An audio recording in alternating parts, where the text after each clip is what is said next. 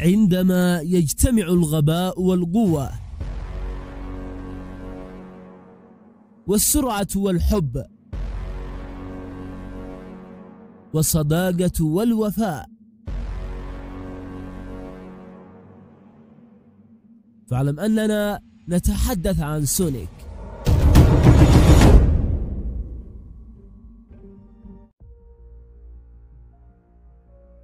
هذا هو سونيك، قنفذ صغير ولطيف ويمتلك قوة خارقة، ويعيش في جزيرة مسالمة في كوكب آخر. وهذه هي لونج كلو، قومة لطيفة وهي التي اعتنت بسونيك منذ صغره. وبينما كان سونيك يلعب في الجزيرة لاحظت عصابة قوته، فاضطرت لونج كلو نقل سونيك إلى كوكب آخر، وكانت وصيتها الوحيدة لسونيك ألا يراه أحد. وبعد مرور 10 سنوات من انتقال سونيك يظهر في كوكب الأرض، وكان يعيش وحيدا، ولكنه في الواقع يمتلك عائلة، لكن هذه العائلة في مخيلته فقط. وتتكون عائلته من سيد الكاك وسيدة البسكويت وكارل المجنون. نلاحظ منذ بداية الفيلم أن سونيك يعيش وحيدا ولا تعجبه الوحدة أبدا، حيث كان يرى الناس يستمتعون ويصيبه حزن شديد. وفي يوم رأى سونيك أطفالا يلعبون كرة المضرب، وكان مندهشا جدا ويريد أن يلعب معهم، لكنه لا يستطيع بسبب وصية لونج كلو له. لكنه عاد في الليل ليلعب كرة المضرب بمفرده، واستوعب مجددا أنه وحيد.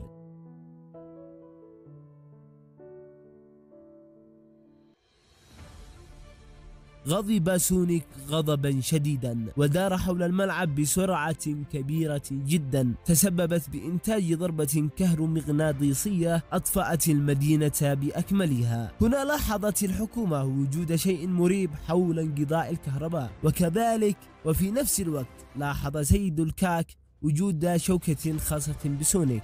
لذلك استعانت الحكومة بدكتور روبوتينك كي يكتشف حقيقة انقطاع الكهرباء. يبدأ الدكتور بإجراء أبحاثه ويكتشف آثار أقدام سونيك، وتبدأ الشرطة باستكشاف المنطقة التي وجدوا عليها آثار الأقدام، ووصلوا أخيرا إلى الكهف الذي يعيش به سونيك. وهنا سونيك يقرر الهرب إلى بيت سيد الكعك المدعو توم. وبينما سيد الكعك يتصل بعائلته يتفاجأ بوجود مخلوق غريب في بيته. مياو. نعم، إنه سونيك. وهنا كان اللقاء الأول بين سونيك وتوم الملقب بسيد الكعك.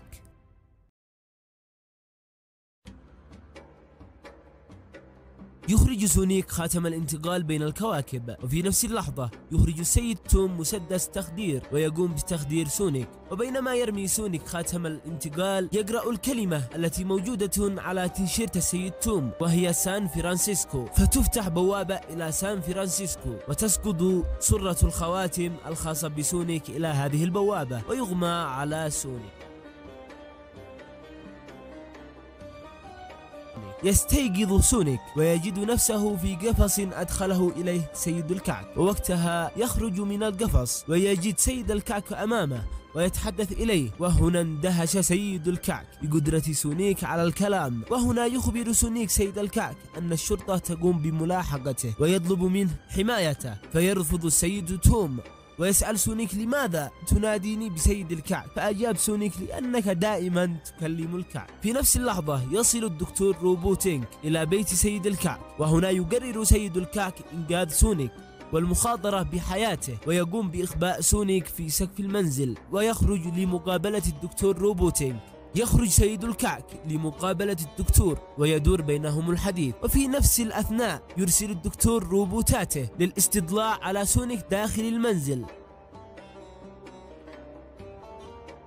يهرب سونيك ويحدث ضجة، ويكتشف الدكتور وجوده في البيت، ولكن سيد توم يحمي سونيك ويلكم الدكتور ويهرب به بعيدا. يهرب سونيك وسيد توم بالسيارة، وهنا يتعرفان على بعضهما أكثر، وكل واحد يتعرف على اسم الآخر. فجاه يقول السيد توم لسونيك أن يبتعد عنه وأن يهرب ويتركه وشأنه، لكن سونيك يرفض ويطلب منه أن يوصله إلى سان فرانسيسكو لأنه لا يعرف، فيوافق السيد توم. بينما هم في الطريق ينزل السيد توم لكابينة اتصال ليتصل بصديقه ويستعلم منه عن ماذا يحدث ويطلب من سونيك ألا ينزل من السيارة، لكن سونيك لم يتحمل المنظر ونزل من السيارة متنكرا لكي يمرح. يعود السيد توم للسيارة بعدما أجرى مكالمة مع صديقه وعلم أن الدكتور كان بجانب صديقه، ليتفاجأ بنزول سونيك من السيارة فذهب مسرعا للبحث عنه. هنا يجد السيد توم سونيك وكان غاضبا، لكن سونيك يقنعه بأن يشربوا شيئا، وبينما هم يشربون تأتي عصابة لتتشاجر معهم فيبدأ سونيك بالضرب وتبدأ بعده معركة في كل المحل فيقضي عليهم سونيك كاملا في ثواني.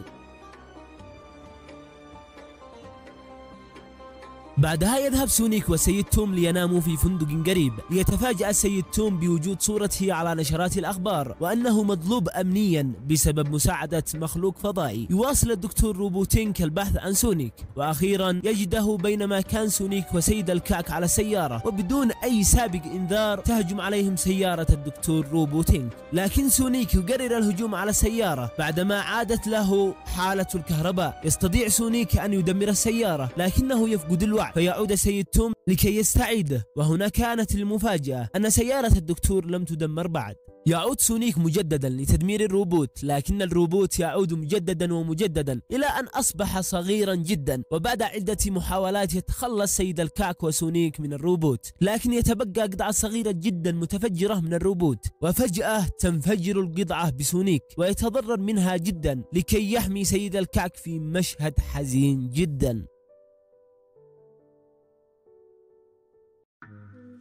فيقرر سيد الكعك إنقاذ سونيك ويصطحبه إلى زوجته لأنها طبيبة بيطرية. تتعرف زوجة السيد توم على سونيك وفجأة يصحى سونيك، فيقرر السيد توم وزوجته أن يعيدوا سونيك إلى كوكبه وأن يصطحبوه إلى سان فرانسيسكو. يصل الزوجان وسونيك إلى سان فرانسيسكو، وتحديدا عند العمارة التي سقطت عليها خواتم سونيك، لكن لا يستطيع سونيك الصعود على المبنى، فيقرر الزوجان أن يستخدما حيلة لإيصال سونيك إلى أعلى المبنى. يصل الجميع إلى أعلى المبنى ويستعيد سونيك الخواتم الخاصة به، ويقرر العودة إلى كوكب بعد وداع ضوئي، ولكن فجأة يظهر الدكتور لكي يمنع سونيك من الرحيل. ينقذ سونيك الزوجان ويعيدهما للقرية باستخدام الخواتم، وتبدأ المضاربة الكبيرة بين سونيك والدكتور روبوتينك. وبعد مضاربة طويلة يعود سونيك للقرية وهو مصاب بشدة، ويشاهد الزوجان سونيك فيقرران الدفاع عنه، لكن لا يستطيعان فعل ذلك بسبب قوة الدكتور روبوتينك. وبعد فقدان الأمل في نهوض سونيك ينهض فجأة من جديد ويفاجئ الجميع، وبعد معركة طويلة يقضي سونيك أخيرا على الدكتور ويرسله إلى كوكب الفضر الخاص به. تعود الحياة إلى القرية ويعود كل شيء كما كان، وبينما الزوجان يصبغان منزلهما يسمعا طرق الباب، فإذا به مندوب من الدولة يشكرهما على إخفاء الدكتور. يدخل الزوجان المنزل من جديد وهما مستغربين، فيظهر سونيك والواضح أنه بدأ بالعيش معهم، فيفاجئه الزوجان ببناء غرفة كاملة له في السطح. وهنا يظهر المجنون وهو ما زال يكافح للخروج من كوكب الفضر. وبهذا الجزء الأول أن سونيك بدأ بالعيش مع سيد الكعك، ورأينا أيضا أن الدكتور روبوتينك يحاول جاهدا الخروج من كوكب الفضر. وبينما يحاول الدكتور الخروج من الكوكب يظهر أمامه الوحش ناكلز، وكان يبحث عن سونيك، ويخبره الدكتور بأنه يعلم مكان سونيك وأنه سيدله على مكانه مقابل أن يعيده ناكلز إلى كوكب الأرض. يوافق ناكلز على الاتفاق، وفي هذه الأثناء يظهر سونيك وهو يودع عائلته، حيث أنهم سيذهبون إلى حفل زواج شقيقة سيدة البسكويت. يبقى سونيك وحيدا في المنزل هو والكلب، ويتصرف بحرية تامة. وبينما هو يشاهد أحد الأفلام تنطفئ الكهرباء فجأة، ويتحول المكان إلى فوضى عارمة، وفجأة يفتح باب المنزل من تلقاء نفسه، وكان يوجد وراء الباب الدكتور روبوتينك. يستغرب سونيك ويسأل الدكتور كيف عاد إلى الحياة، لكن الدكتور يستفز سونيك، ويحاول سونيك أن يلكم الدكتور، لكن يظهر من خلف الدكتور فجأة الوحش ناكلز. وبهذا يكون اللقاء الأول بين ناكلز وسونيك، وتبدأ بينهما معركة بسيطة. ويخبر ناكلز سونيك أن لونج كلو هي أشد أعداء قبيلته، وأن أفراد قبيلته قتلوا على يدها. لكن في هذه الأثناء أيضا تظهر مخلوقة جديدة من جنس سونيك وتدعى تيلز، وتقوم بإنقاذ سونيك. وبينما سونيك في السيارة يسأل تيلز لماذا أنقذته، ومن هو ذلك المخلوق الذي ظهر في وجهه فجأة، وماذا يحدث بالضبط. فتجيب تجيبه تيلز أنها من كوكب آخر، وعندما كانت في كوكبها كانت دائما تشاهد سونيك وأنها معجبة جدا بقوته. أما الوحش ناكلز قالت إنه أقوى كائن في المجرة، وأنه مهووس بإيجاد الزمرد الأعظم، وأنه يسعى وراء سونيك لأنه يعتقد أنه المفتاح إلى هذا الحجر. يظهر ناكلز مجددا وهو يلاحق سونيك وتيلز، ولكن بعد جهد يستطيعان أن يهربا منه. وهنا يظهر الدكتور مجددا وينقذ ناكلز، ويعقد مع ناكلز صفقة جديدة، وهي أن يدله على سونيك مقابل أن يقضي ناكلز على سونيك. يهرب سونيك وتيلز إلى منزل وايد صديق سيد الكعك، وبينما هم في المنزل يتساءل سونيك ما هي صلة لون كلو بناكل، ويتذكر أن في الخريطة كلمة لا يعرفها، وعندما يخرج الخريطة يخرج من الخريطة ضوء غريب. وهنا يظهر تسجيل لون كلو، وتقول فيه لسونيك أنه عندما يشاهد هذا التسجيل فيعني أنها قد فارقت الحياة، وتخبره بمكان الزمرد الأخضر،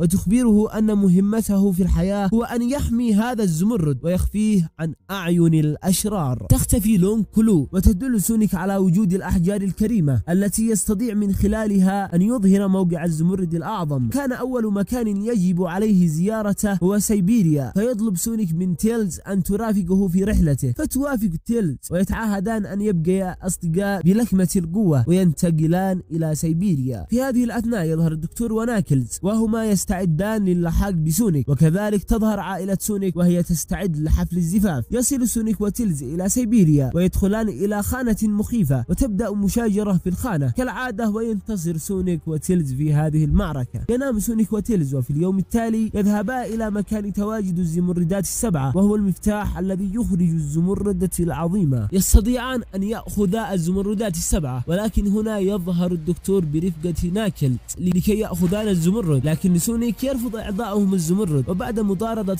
طويلة يستطيع الدكتور أخذ الزمردات السبعة بعد أن أصاب تيلز بضربة قوية أفقدتها وعيها، وبسبب أخذ الزمردات من الجبل ينهار الجبل. في نفس اللحظة تبدأ مراسيم زفاف شقيقة سيدة البسكويت، وبينما سيد الكعك يحضر حفل الزفاف يتصل به سونيك ويطلب منه المساعدة لأنه في ورطة بسبب تهدم الجبال، ويطلب منه أيضا أن يرمي بخاتم الانتقال الذي أعطاه له بداية الفيلم. يرمي سيد الكعك الخاتم، فيتفاجأ أنه تم استبداله بخاتم الزفاف، وكان الخاتم الحقيقي للانتقال بيد الزوجان. فيذهب سيد الكعك ويطلب أن يأخذ الخاتم من الزوجان، لكن الزوجان يرفضان، فيضطر أن يأخذ الخاتم بالقوة ويقوم برميه. وعند رميه تفتح بوابة زمنية فيدخل منها سونيك مع كومة من الثلج، والذي تسبب بدمار هائل في حفل الزفاف كاملا. فجأة يخرج جميع من في حفل الزفاف مسدسات ويوجهوها نحو سونيك وتيلز، وهنا يظهر الضابط الذي ظهر في نهاية الجزء الأول، ويخبر الجميع أن كل من في الحفل هم عملاء فيدراليون، بمن فيهم العريس والقسيس الذي كان يكتب كتاب العروسين. ويقول أيضا أن العرس كان جزءا من عملية كبيرة هدفها الإيقاع بسونيك لأنه يسبب خطرا على العالم بأسره، أن هذه العملية مدبرة من دول كبيرة جدا. لكن هنا تعترض سيدة البسكويت وتقول أن سونيك هو من أنقذ الكوكب المرة السابقة من خطر الدكتور، وتخبره أيضا أن الدكتور روبوتينك قد عاد وأنه لا يستطيع إنقاذ الناس من خطر الدكتور سوى سونيك. يتم القبض على سونيك وتيلز وسيد الكعك، لكن سيدة البسكويت تفكر في خطة هي وشقيقتها لإخراجهم، ووقتها يصادفون حقيبة تيلز وكانت تحتوي على أسلحة، فيبدأان تحركهما لإخراج سونيك ورفيقيه، وفعلا يستطيعان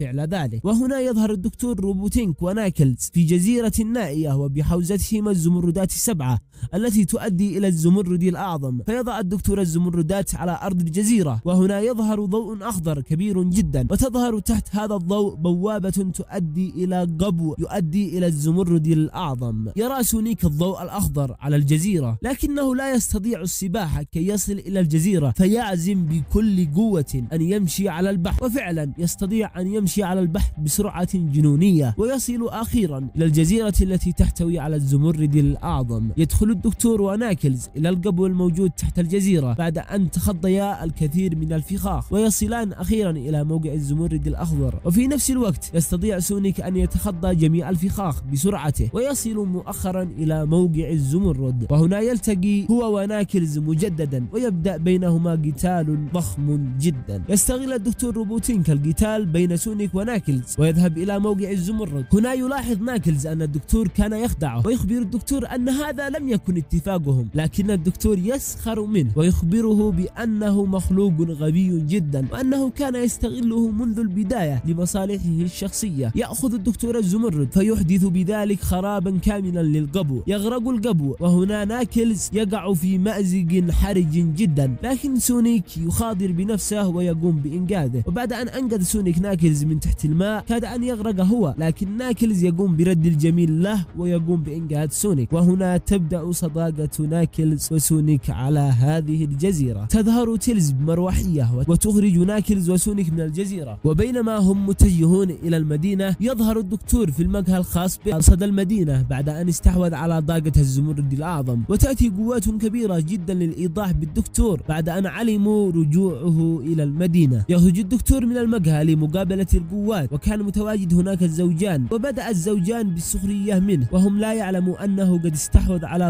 قوة الزمرد الأعظم، لكن الدكتور يفاجئهم بقوته الكبيرة حيث استطاع تفكيك دبابة كاملة في غمضة عين. بعدها بدأ بتفكيك جميع الآليات ليصنع منهم وحشا كبيرا جدا. في هذه الأثناء يصل سونيك ورفاقه إلى موقع الدكتور وينذهلوا بالوحش الذي قد صنعه، لكنهم لم يخافوا وبدأ مباشرة بالهجوم على العملاق. وبعد هجمات متكررة يدرك سونيك ورفاقه أن هجماتهم لا تؤثر أبدا على العملاق، لكنهم لم يستسلموا فيقرروا أن يجمعوا قوتهم وأن يهجموا على العملاق كفريق واحد. وفعلا يستطيعوا بأن يخترقوا الروبوت، ويستطيع ناكلز أن يدخل إلى جسد الروبوت العملاق ويقوم بضرب الدكتور ضربة قوية تفقده الزمرد،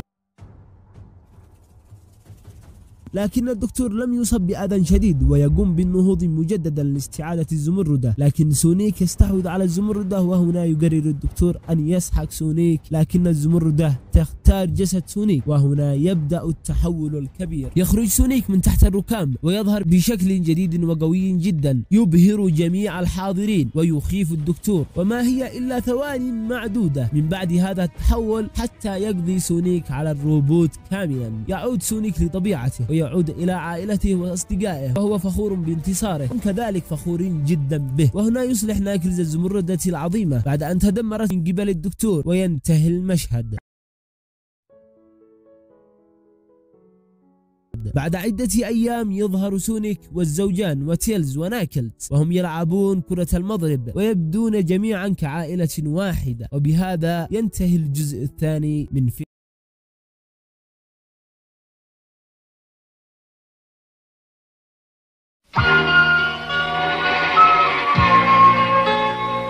وداعا إلى اللقاء في موعد جديد يطيب فيه اللقاء وتحلو المواعيد. سأودعك